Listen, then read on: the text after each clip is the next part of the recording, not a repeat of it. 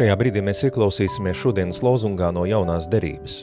Tie ir vārdi no apustuļa Pāvila vēstules Galatiešiem 4. nodaļas, kur 4. un 5. pantā tā mēs lasam.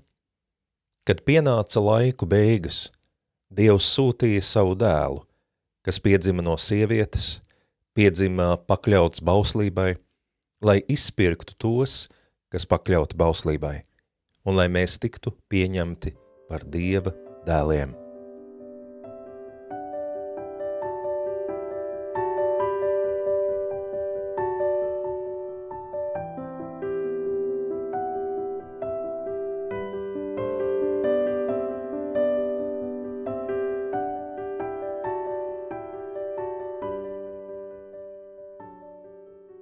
Visvarenais un mūžīgais Dievs, mūsu mīļais debesu Tēvs, katreiz, kad mēs Tevi uzrunājam šajā vārdā Tēvs, mēs vienlaikus apliecinam sev un citiem, ka mēs esam Tavi bērni. Mūsos katrā, kā cilvēkā, ir ielikts Tavs gars, ko Tu esi iedvesis mūsos kā dzīvības dvašu. Katrā no mums ir ielikta Tava līdzība, Tavs tēls, Tavs veidols. Mūsos katrā ir vieta, kurā mēs varam uzņemt Tavu klātbūtni tā, kā neviens cits radījums šai pasaulē. Un tas nozīmē, ka katrs no mums mēs kaut kādā ziņā jau esam Tavi bērni. Bet tā ir taisnība, kā Jēzus mums to mācīja, ka reizēm mēs dzīvojam tā, it kā Tevis nebūtu.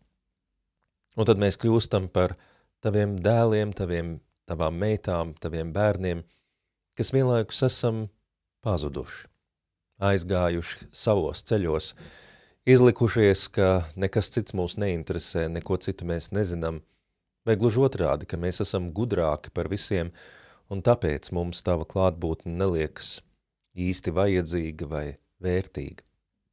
Un tomēr, pat ja mēs dzīvojam tā, ka Tevi nepazīstam, Tu savā mīlestībā mūs vēl ar vienu uzlūko, kā sevis radītus un sev dārgus un svarīgus, kā savus bērnus, kurus Tu uzrunā vārdā un pazīsti katru ar visu, kas viņu dzīvēs notiek.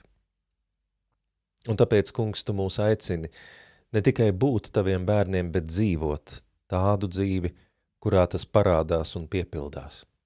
Tādu dzīvi, kur mēs esam Tavi bērni, ne tikai tāpēc, ka esam Tevis radīti, bet tāpēc, ka dzīvojam vienā garā, pazīstam Tevi, atsaucamies Tev, daram Tavus darbus un piedalāmies pie tiem. Un tāpēc šodienas lozungs mums atgādina lielo pestīšanas stāstu.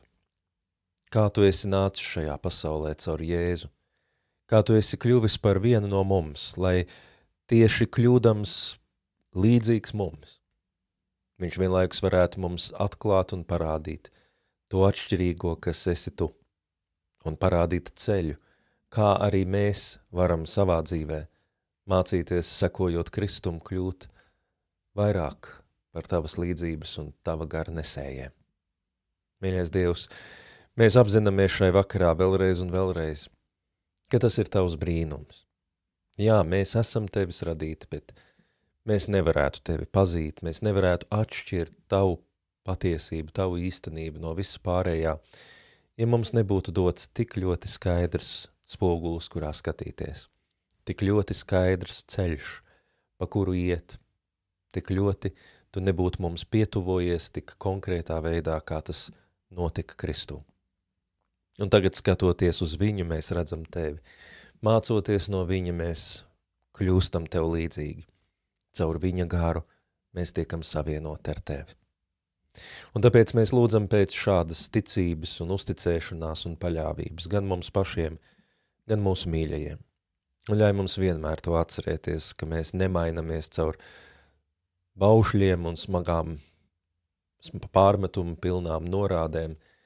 Mēs mainamies caur to, ka mēs iepazīstam Tevi un mūsos ienāk citādas domas un citādas sajūtas, tādas, ko nes Tavs gars. Un tad mēs varam celties, un tad mūsu dzīves var būt savādākas. Tāpēc, mīļais Dievs, šovakar mēs lūdzam par mūsu mīļajiem un tuvajiem, lūdzam par mūsu zemi un tautu, par Tavu baznīcu dažādās formās. Lūdzam arī par visu šo Tevis radīto pasauli. visiem cilvēkiem un visām būtnēm un visiem notikumiem tajā. Lūdzamies, jo apzināmies, kungs, ka tikai tu pats vari mūs darīt par tava darba līdzdalībniekiem. Tikai tu pats vari dot mums to iekšējo mieru, ko mēs arī šajā vakarā ilgojamies, ka varam atpūsties un celties un darboties un darīt to tā, kā tu to esi gribējis.